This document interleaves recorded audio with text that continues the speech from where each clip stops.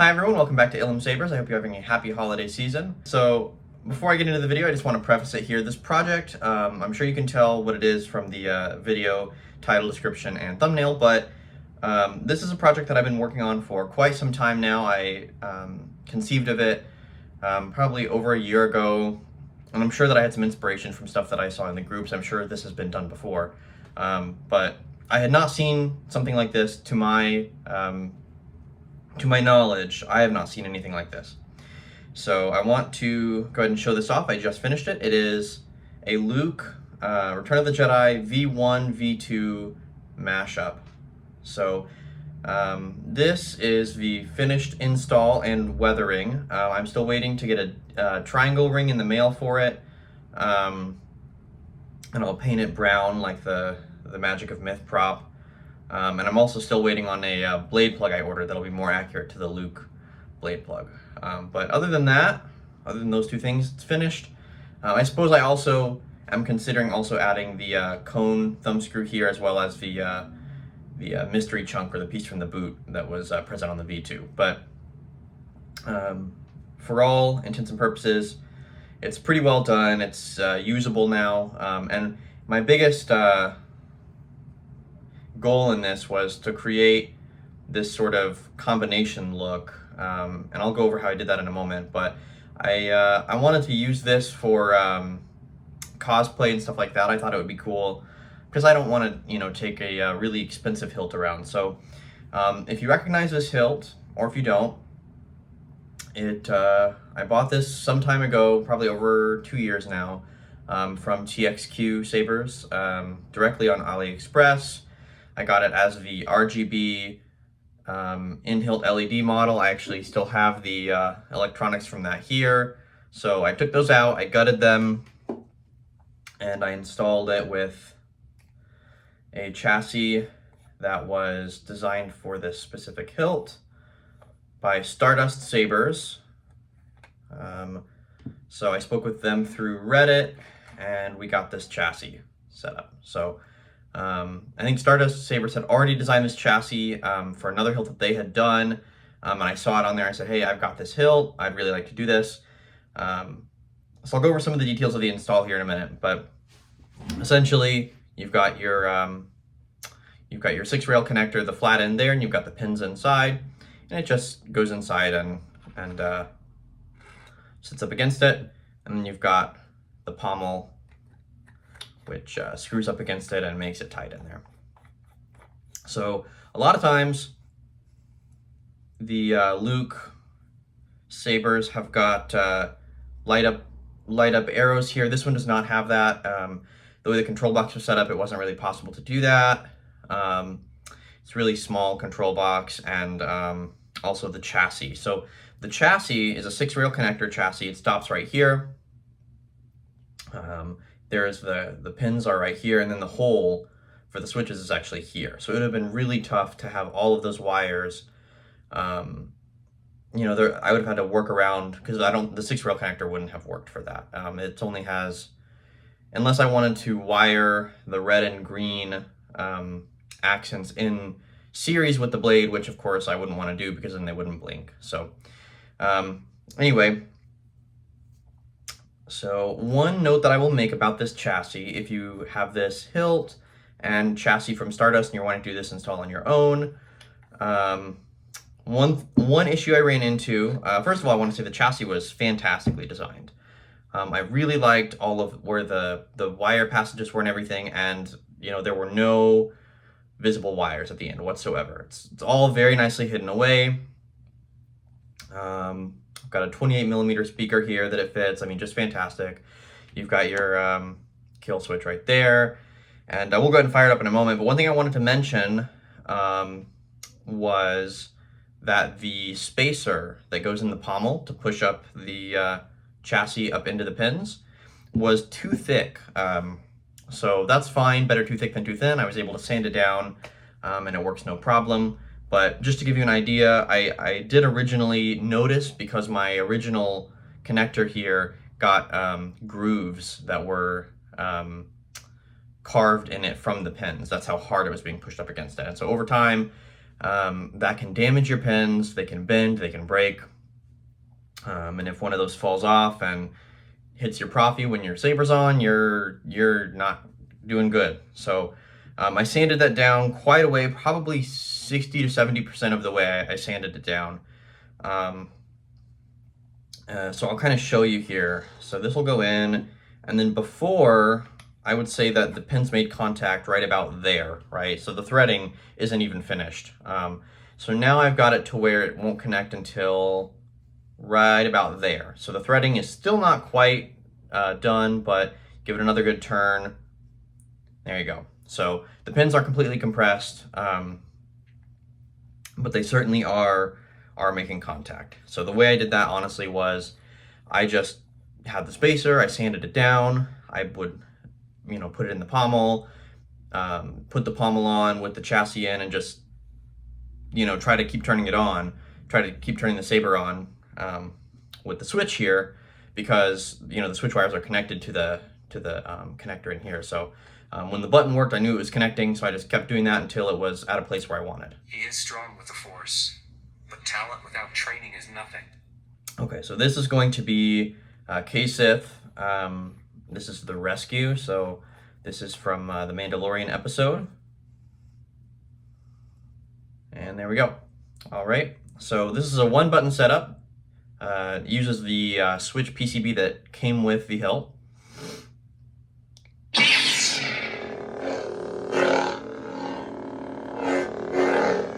I've only got Luke fonts on this one.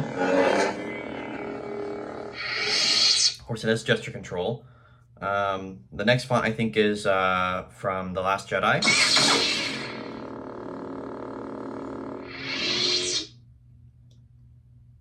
It's time for the Jedi to end.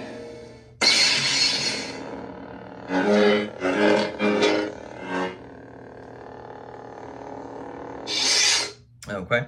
The next one is... I am a Jedi, like my father before me. Can't remember if this is K-Sith or Kyberphonics, Luke, Return of the Jedi. I've got both of them on here. This is actually the first font, so I actually started kind of halfway in my queue. So this is the first one. It's come all the way around now. I am Luke Skywalker. I think this one is LS6, and the other one was the Return from Kyberphonics. So this is K-Sith's. Are you a Jedi? And then we're back. I am. So I found all four Luke fonts where he's using the saber, and I've got them on here. But I wanted to really go over the weathering on here. This was really what I did. The major part. The install was a lot of fun. As always, I love doing installs, but the hardest part of this for me was the weathering. And I've done weathering before on models, model ships, X-Wings, droids, things like that. Actually weathered the Galaxy's Edge scaled R5 unit back there. But this was tough for me because this is the first time I had weathered a lightsaber. And I was going for a very specific look, the Luke V2, so I couldn't just give it a black wash. It needed to have the splotching, or the kind of peeling look, right? And so at first I wanted to go with the Trooper Trent V2 model, but in further looking, people were saying, it's not going to fit, not even close, it's not worth trying. So I went onto some of the RPF forums, and I found an older method that not a lot of people use anymore, but I use toothpaste. What you do is you get toothpaste on a toothpick, and you spread it around in all the areas that you want to mask off, to not have the paint. Being very, very careful to leave no toothpaste at all. You can't even get it on there and wipe it off, because that's still enough of the oil from the toothpaste that the paint won't stick. So you have to be very, very careful, and then you're left with this after you let it sit for a couple days and then wipe the toothpaste off. So I did that, and then I actually gave it a clear coat just to make sure that everything was sealed in really well. I also went through with a very small paintbrush and just did a little bit of specks of kind of a black wash, and kind of got in some of these holes here to try to darken that up just a little bit. And then the neck here, I did the same kind of technique with the brush, there's little specks, but then also I kind of mimicked the shape, not the color, but the shape of the sort of weathering at the base of the neck here for the V2. And then the same for the grenade grip section. I don't know if you can really see it in the light very well. There it kind of is. It looks kind of like that all the way around. So I didn't use toothpaste on that part. That part I actually just did with a brush. This part I actually did with masking tape. So I used scissors and cut out masking tape, and then I wrapped it around. But I did toothpaste for this part, and I did toothpaste for this bottom part. And then a black wash on that as well, slight black wash. And then the same, did just a slight black wash and then some speckle on the pommel here. And then I clear coated the whole thing. And then I left this part intentionally shiny just to mimic the Graflex clamp on the Luke V2, right? Because that's a very shiny piece of that saber. So all in all, I mean, I'm really happy with how it came out. Of course, this hilt itself from TXQ is more modeled on the sort of the Force Awakens behind the scenes / The Last Jedi prop. So it's kind of a mix of that and the Luke Hero and the V2. And the way I made it look kind of more like the Luke Hero as well. The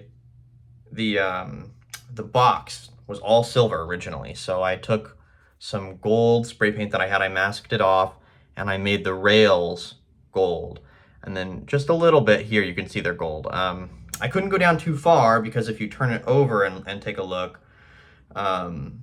the button, or what would be the button here, and then the two like bezels here kind of come up pretty far. See if I can't kind of get it to, so you can kind of see there, it doesn't come down very far, which, you know, it is what it is, but having the look on the top is a lot better than having it just be silver on the top. And then the card itself was actually brass and black as well. So I did attempt to do my best to cut out thin strips of masking tape and mask that off. They didn't quite come out perfectly straight, right? If you see back here, it looks fine. What I think I'm going to do for that is also get the Sloth Furnace card or a similar copper colored card.